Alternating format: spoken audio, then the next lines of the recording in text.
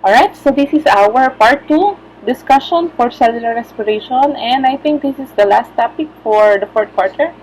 So yay!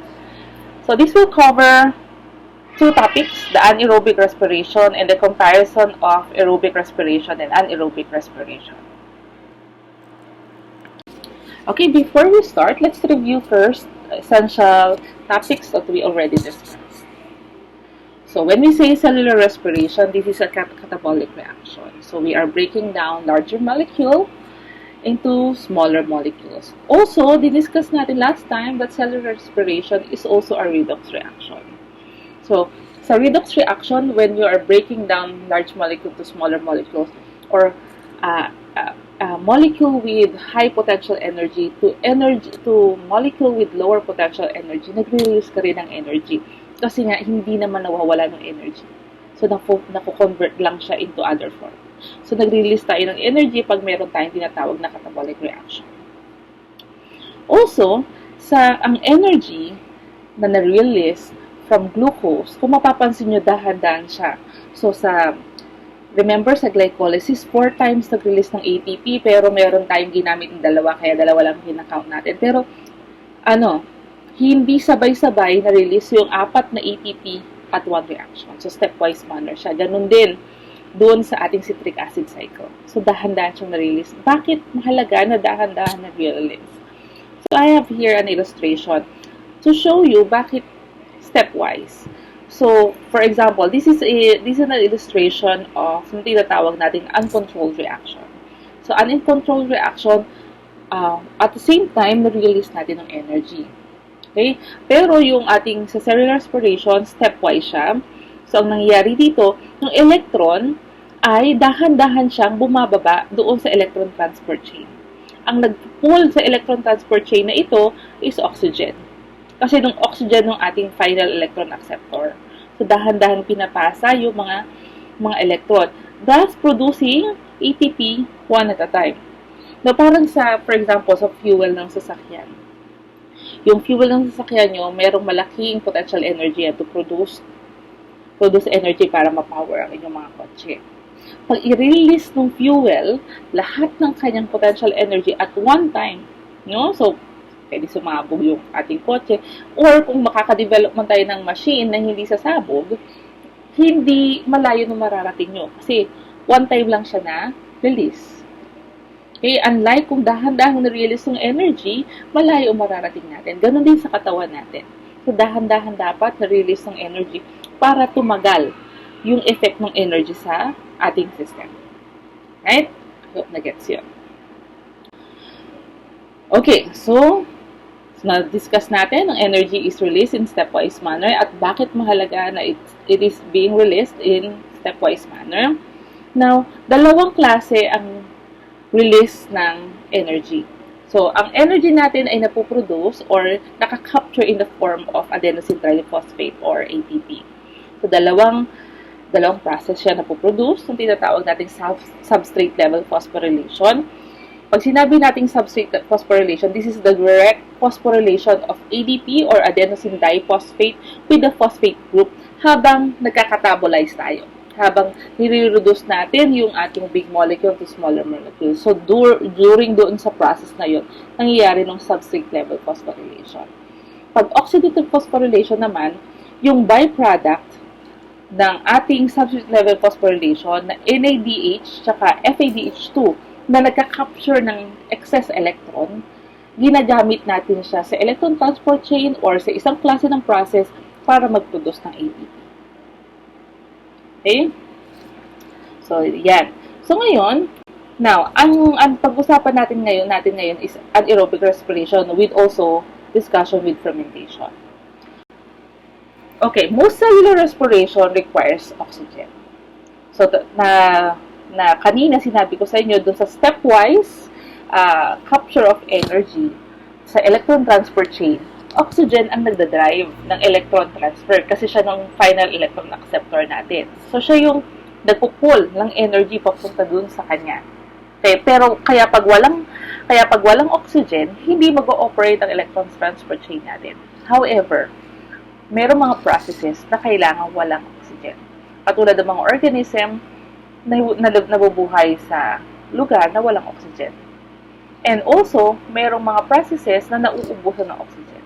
Okay, so we have two processes here, the anaerobic respiration and the fermentation.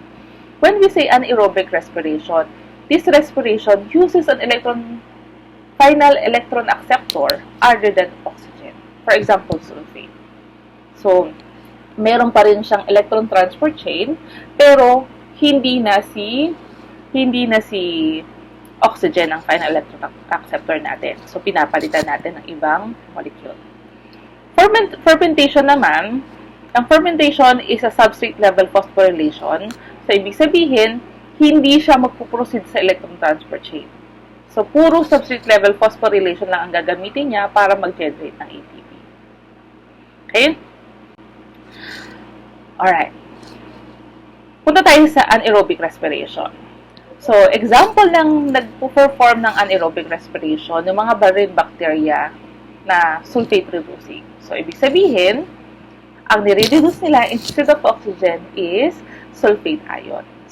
So, nung gumagamit sila ng sulfate ions sa end ng kanilang electron transport chain or respiratory chain nila. At ito rin pag-reduce ng sulfate ions na to ay pareho rin naman ng aerobic respiration. Nagpo-produce pa rin siya ng proton motive force at gumagamit pa rin sila ng ATPase para ma-drive yung production ng ATP. Kaya lang dito, dahil sulfate ions ito, no, ang nagiging byproduct nito ay hydrogen sulfide. Kaya kung halimbawa kayo ay mapupunta sa isang area na, marine area, halimbawa mga mud spring na merong sulfate reducing marine bacteria or sulfate reducing bacteria, papapansin nyo nung amoy doon sa area na yon ay amoy rotten egg. Yung rotten egg odor na yon is actually the hydrogen sulfide na byproduct nung pag-reduce ng sulfate ions. So, ito ng sulfate ions natin. So, nire-reduce yan para maging hydrogen sulfide. And thus, sa gitna nito ng process nito, nagpo-produce ka pa rin ng proton motive force. Okay. Next, we have the fermentation. Now, when we say fermentation, ito ay substrate level phosphorylation all throughout. Walang oxidative phosphorylation. So, walang electron transport chain kasi wala ka naman oxygen. And essentially, ito ay extension ng glycolysis. So, para siyang forever glycolysis.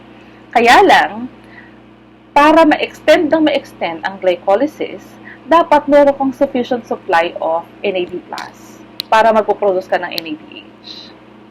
Okay? Kaya lang, pag walang electron transport chain, no, ang electron transport chain kasi doon sa aerobic respiration, ito yung nagko-convert ng NADH pabalik sa NAD+. Okay. Sa fermentation, ang ginagawa dito, yung end product ng glycolysis, which is the pyruvate, ang ginagamit nating electron acceptor. Okay?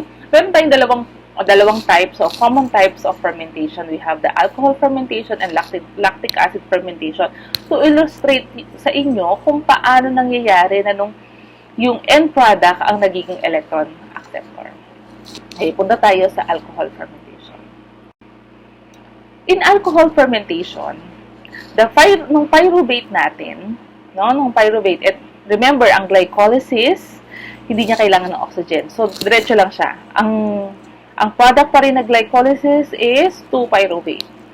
Kaya nagpuproduce siya ng dalawang ATP. Yung NAD+ mo ay nako-convert mo sa NADH. Para ma-recycle mo si NAD+ from NADH, no, kailangan mo ng electron acceptor. So, dito ang nangyayari sa alcohol fermentation, si pyruvate ay i-convert mo muna sa acetaldehyde.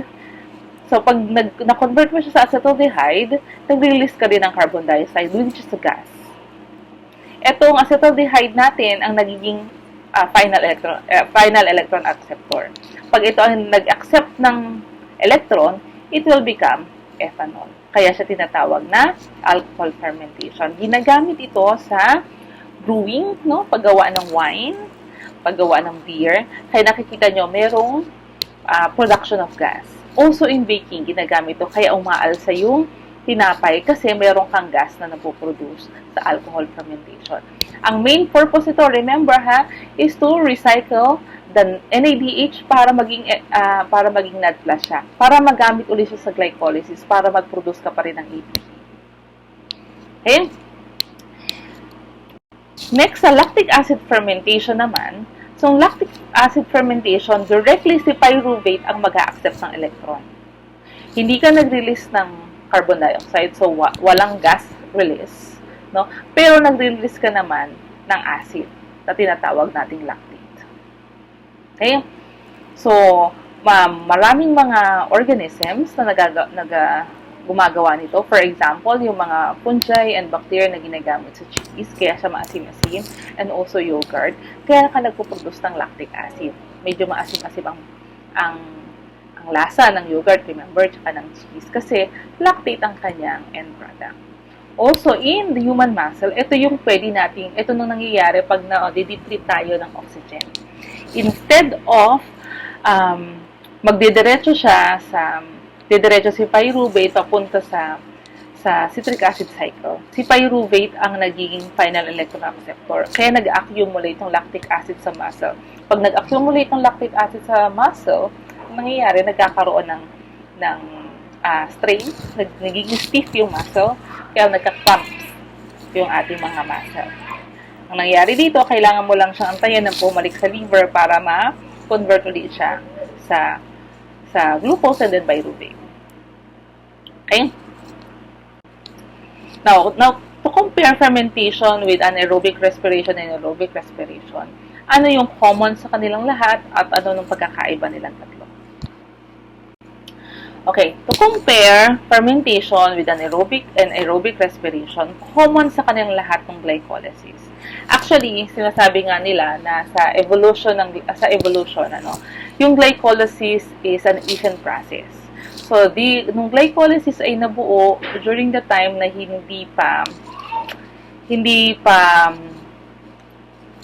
wala pang maraming oxygen sa ating environment. So, kaya i-convert yung glucose into pyruvate kahit walang oxygen. So, remember na ang glycolysis is common dun sa tatlo.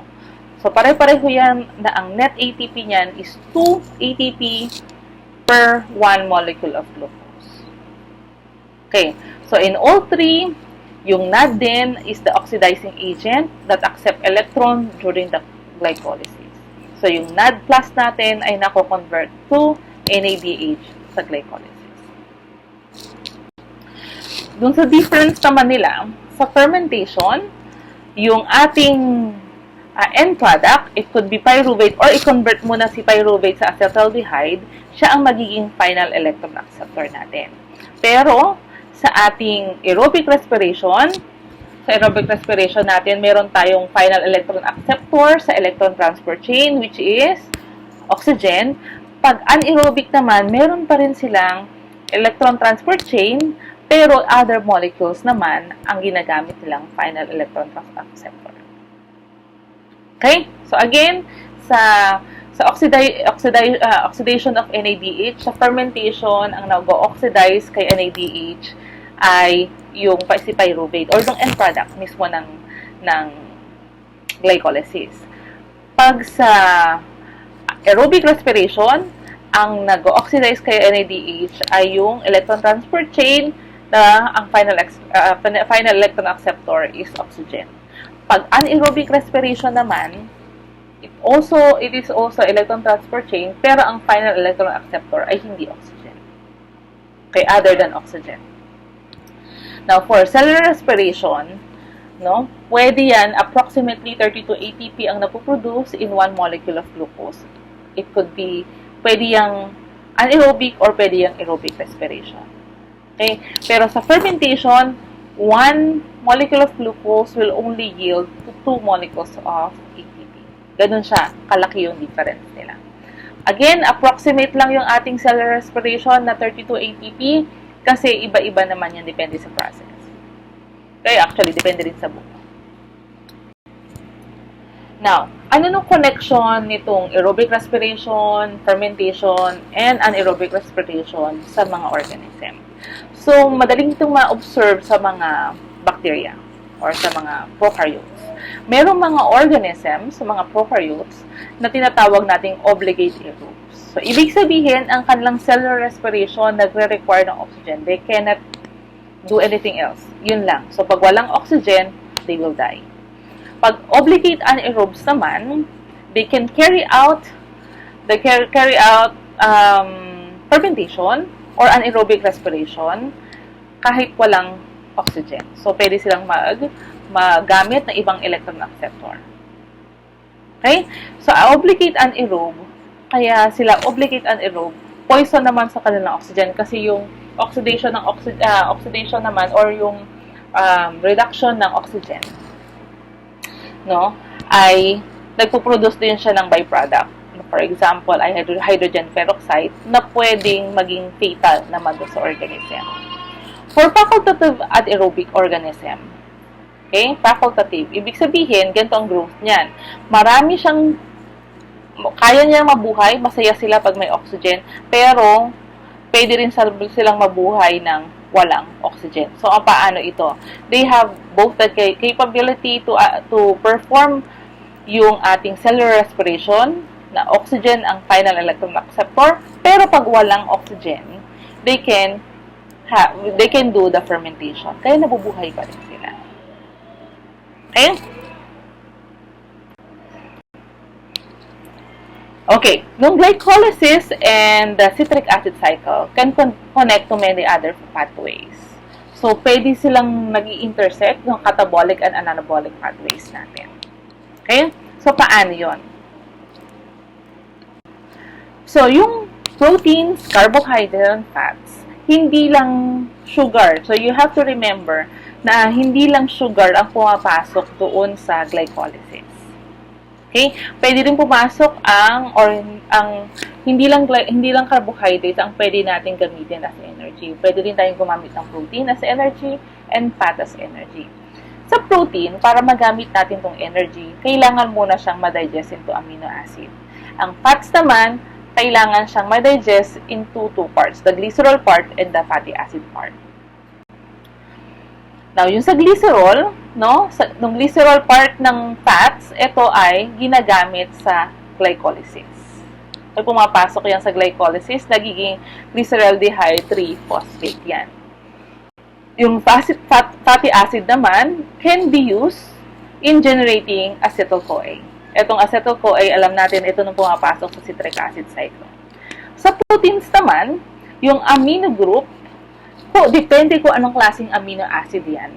Yung amino group ng proteins natin can be used to produce pyruvate, pwede siyang mag-produce ng acetyl-CoA, or pwede siyang pumasok as intermediate sa citric acid cycle natin.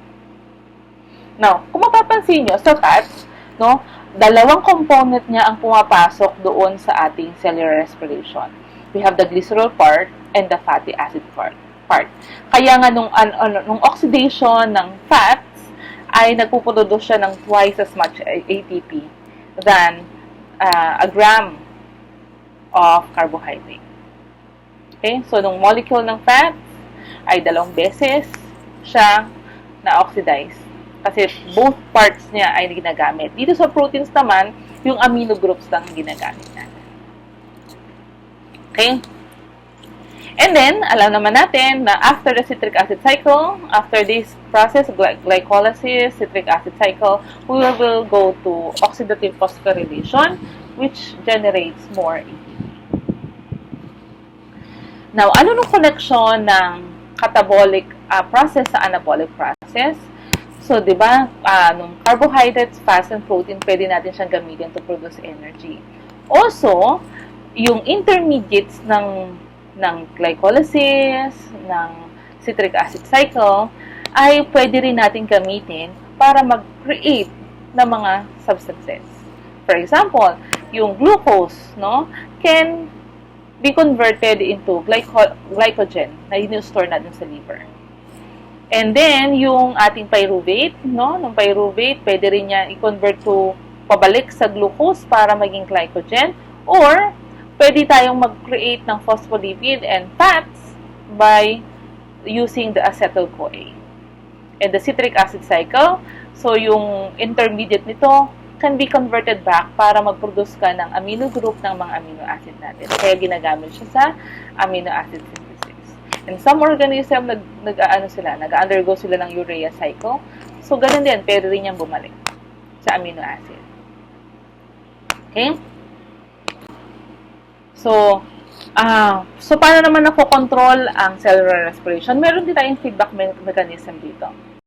So, sa cellular respiration, so pwede ng mga byproduct, pwede ng ATP, no? So, sabihin, okay na ng ATP, sakto na ng ATP, pwede siyang mag-create ng negative feedback kay phosphofructokinase para mag-stop na yung pag-convert ng fructose 6-phosphate into fructose 1,6-bisphosphate para hindi na masayang ng energy. Okay? So, in summary, ang catabolic pathway natin ay nag-yield ng energy by oxidizing organic fuel. And the glycolysis harvests chemical energy by oxidizing glucose papunta sa pyruvate. And in aerobic condition, yung pyruvate natin is na-oxidize papunta at dinadala natin sa citric acid cycle para ma-complete natin ng energy yielding oxidation of organic molecules. And then, yung mga electron carriers from the glycolysis and the citric acid cycle ay dumadaan sa chemiosmosis para magkaroon ng electron transport, para magkaroon ng synthesis ng ATP via oxidative phosphorylation. Now, in fermentation and anaerobic respiration, ito nag-i-involve doon sa mga cells or sa mga organism to produce ATP kahit walang oxygen. And glycolysis and citric acid cycle, nagko-connect sila with other metabolic pathways. So, pwede silang mag-catabolize and then the products can also be converted to anabolism para naman mag-create ng mga important structure ng organism natin. Okay? So, I think that's it. So, if you have questions, just PM me.